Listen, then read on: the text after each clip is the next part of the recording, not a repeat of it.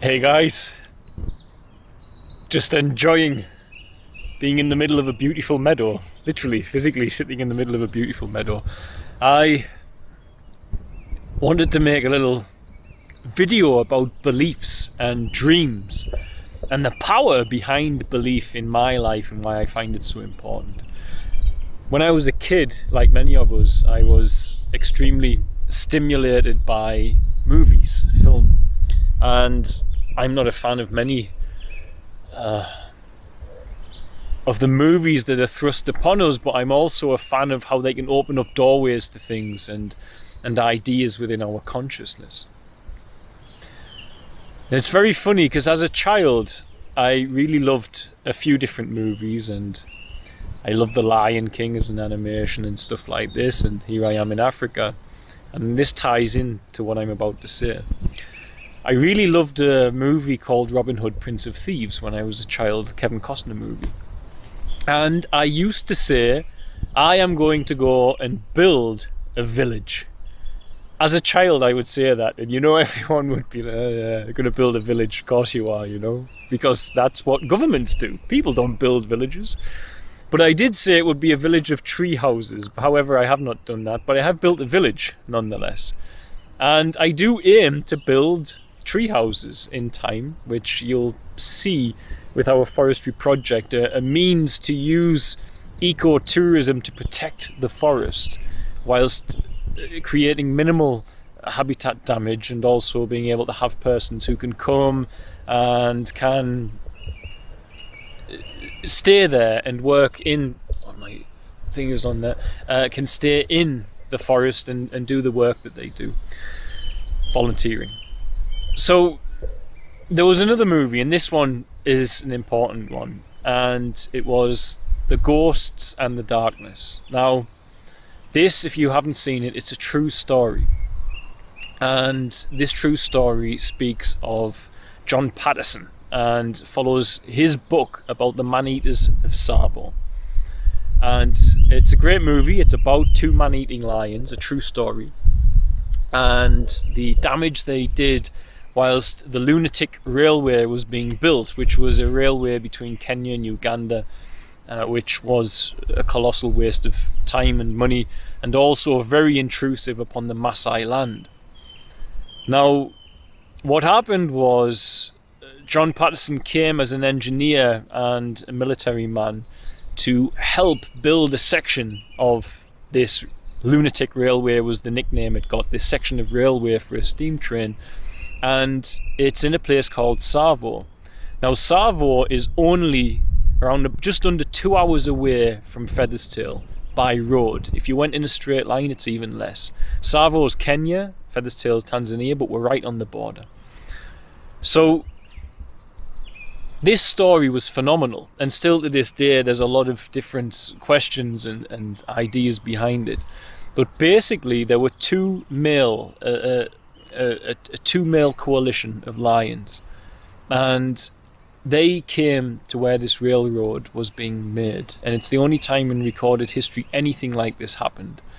In the space of between 2.5 and 3 months, they killed and ate 135 men, and they were deemed the ghosts in the darkness. They were deemed demonic by the locals, the tribes, etc. Now, some say that the Maasai called on the spirits from their god Ngai, and Ngai, I'll make a video about Ngai, and these two lions were the demonic spirits of Ngai, who were Africa's stand against the white man's industrialization of that area by running this railroad through their land. Others say, quite simply, that there was a problem in the area with food source for them, but Patterson's diary doesn't quite say that. He says that there was plenty game around. Recent scientific studies say that both had a problem in the root of their canine teeth, meaning that biting the thick hides of wildebeest and zebra was impossible, and thus they would go after men. But the thing that became strange about this was the strength and the power of these two male lions, as in their complete lack of fear. Most lions are terrified of humans and Maasai. They're very scared of them. In the movie, they hire Maasai to come and hunt the lions, and the lions refuse this.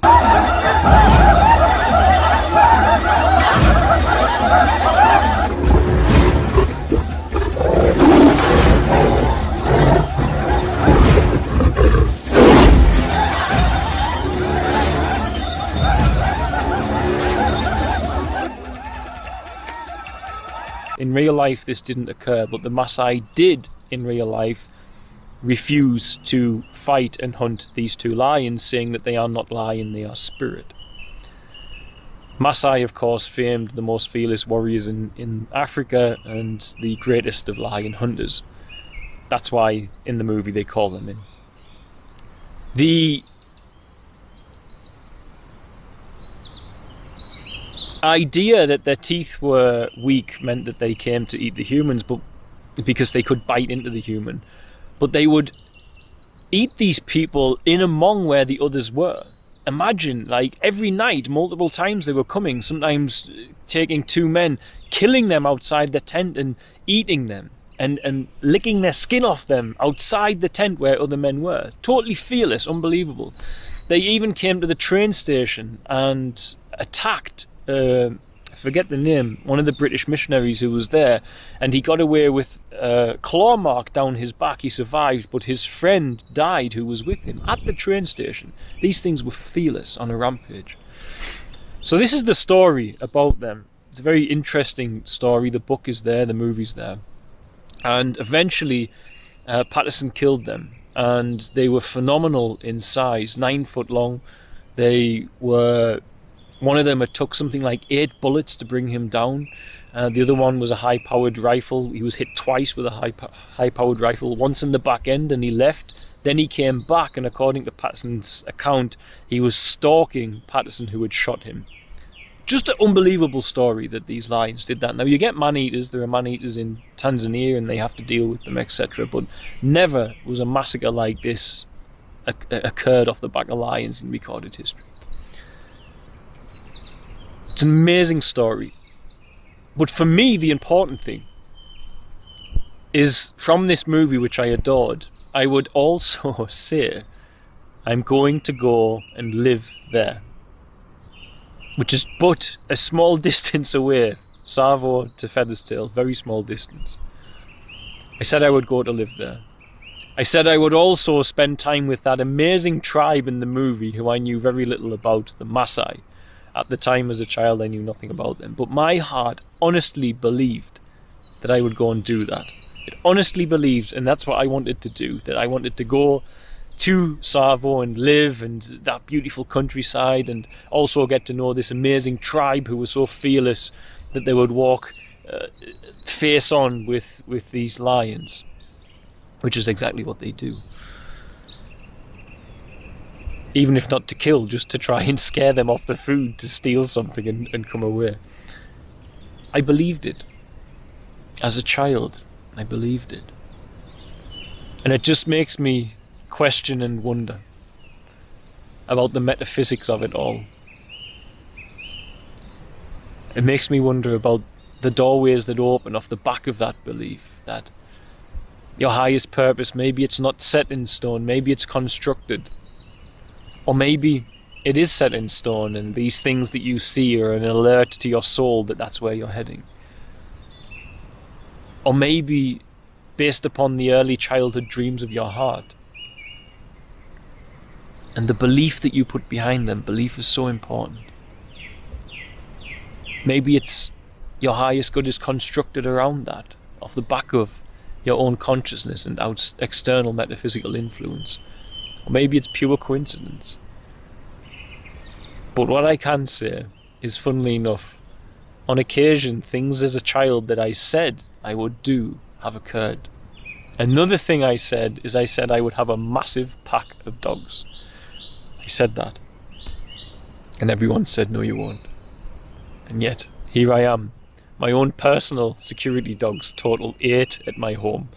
And they are the dogs I wanted. I wanted big, burly dogs. I've got 5 Boer Bell crosses which were used to keep lion off the homestead. I've got Ridge back there, and I've got Choniki and Leela, and then there's the Pakinu Chira.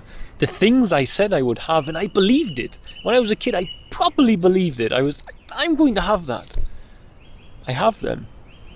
And not only that, but I'm helping people whilst I have those wonderful things that I wanted. I never wanted money. I wanted these various things, and I've got them. And it leaves me just with that message to say, never underestimate the power of belief. Never. Because it was only when I started believing on my health that I started to recover. The power that lay at your fingertips, that can manifest off the back of going within and finding your belief and allowing your belief to cut through reality, to cut through what your eyes see and say, I believe not what I see, I believe from inside me what I do not yet see, but I will. And that's where you walk, by faith and not sight. And it's by those means that I believe that Feather's Tail will grow exponentially, and there will be many of them all around Africa, supporting as many children as what needed. God bless, guys. Belief. Work with belief. If a how comes in, how do I do that? Your belief is failing you. What is your belief?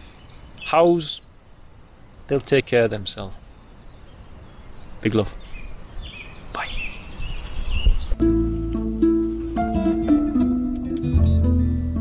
To be sworn into the tribe as a warrior, I had to receive a blessing from the elders for myself, my son, and my wife. I also received a new name, Alaletroni, meaning he who helps our people.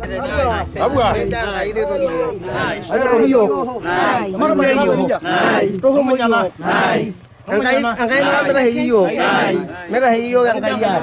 Kala so kimo kela. Angkai na mera mo rena beso. Nda gwana re hiyo. Nda gwana idimi hiyo. Miti mer mo halang. Miti mer ro ya. Re ro gwana bo kisoma. Mera re ro ingela ngi kisoma. Angkai ye no ro nyana ngi hiyo. Rumo nyana. Yanju. Angkai ju. Ju lo nyana ya. Rumo nyana ya. Ju. Ni ro yo. Yo. Kala re ro yo. Tare ne boyo munyana angai ne ne boyo munyana ne wei munyana tabu ayo tabu ala yo lang tabu ro yang are ro giyo angai ne ro no re na beso nda gwa na ro giyo nda gwa na jimi yo miti mer mo salang miti mer ro yang are ro no na gere kisoma bare ro ngela ngi kisoma angai ye no munyana Ju, ni bide rogi yo, ni yo, ala re ro ni yo, tare ne boyo, munyana, angai, mewe ne ki boye, munyana ne wei, munyana, tabu ayo, tabu ala yo lang, tabu ro yang, ala rogi yo. So we have to walk. Okay. Yeah, we have other thing to show you the cows. Yeah. Karibu.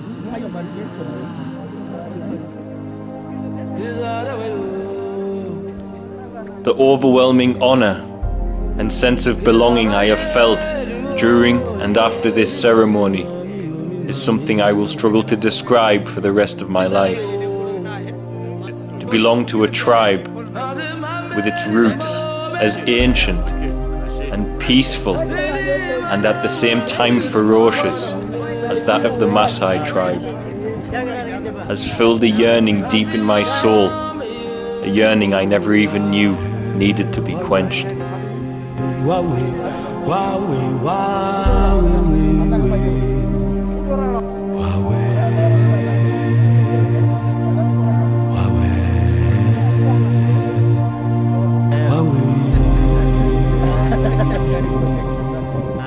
John is no longer John. He has got a Maasai name with the clan, so he's going to be called Alaretoni, and the surname is Liza, the common Maasai clan name.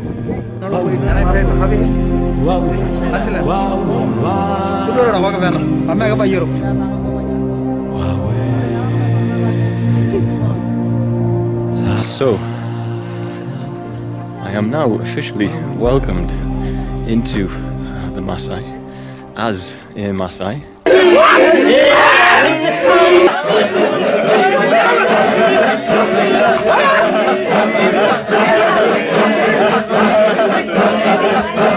Jumping is an important part of the warrior's code.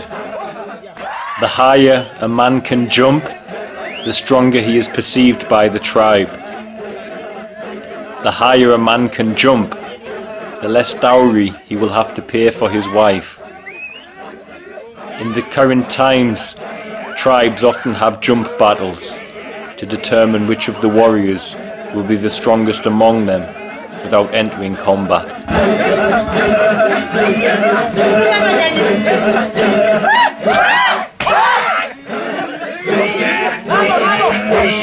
Today, however, nobody is jumping to show their strength, nor is anyone jumping to impress the father of a bride. Instead, they are dancing and singing in celebration to welcome a new member to their tribe, an extremely unlikely member, me.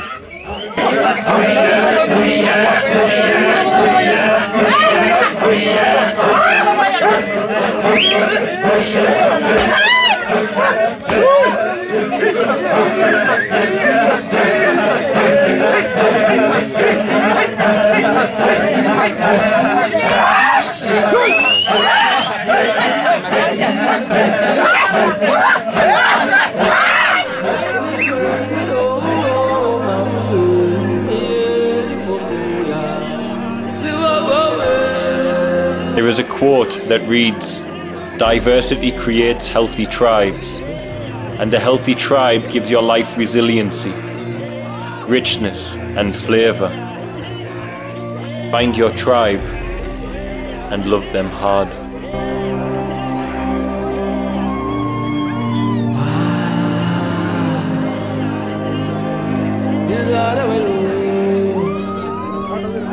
There is a Maasai proverb that comes to mind as I enter my new life into the Maasai tribe. The proverb states, "Bravery is not everything, and however brave a man may be, two brave men are better."